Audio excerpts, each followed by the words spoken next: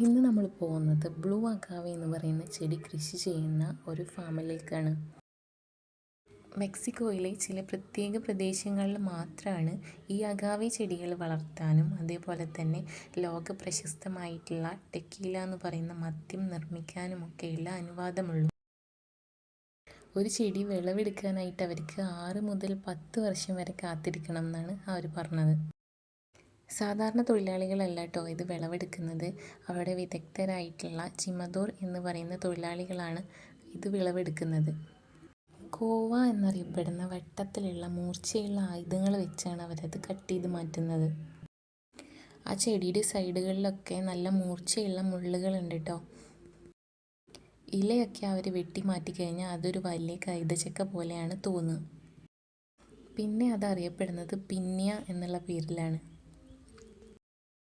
ഒരു പിന്നിക്ക് ഏകദേശം 40 മുതൽ 90 കിലോ വരെ ഭാരമുണ്ടാവും എന്നുള്ളതാണ് അവർ പറഞ്ഞത്. വിളവെടുക്കുന്ന പിന്യകൾ അവർ ഫാക്ടറിയിലേക്ക് കൊണ്ടുപോകും. അതിനുശേഷം അവർ വലിയ ഓവണുകളിലാക്കിയിട്ട് അതിനെ 48 മണിക്കൂറോളം വേവിക്കും. അതിന് പുറമെ അവർ അവിടെ വരുന്നവർക്കൊക്കെ കാണാൻ വേണ്ടി അവരുടെ പരമ്പരാഗത രീതിയിൽ തഹോന എന്ന് പറയുന്ന ഒരു കൽച്ചക്രത്തിൽ ചതച്ച് അതിൻ്റെ മധുരമുള്ള നീര് വേർതിരിച്ചെടുക്കുന്നുണ്ട്.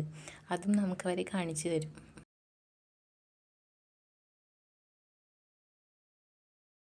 അങ്ങനെ എടുക്കുന്ന നീര് അവർ വലിയ സ്റ്റീൽ ടാങ്കുകളിൽ സൂക്ഷിച്ചു വെക്കും. അതിനുശേഷം അവർ അതിലേക്ക് ഈസ്റ്റ് ചേർത്ത് ഫെർമെൻറ്റേഷൻ നടത്തും.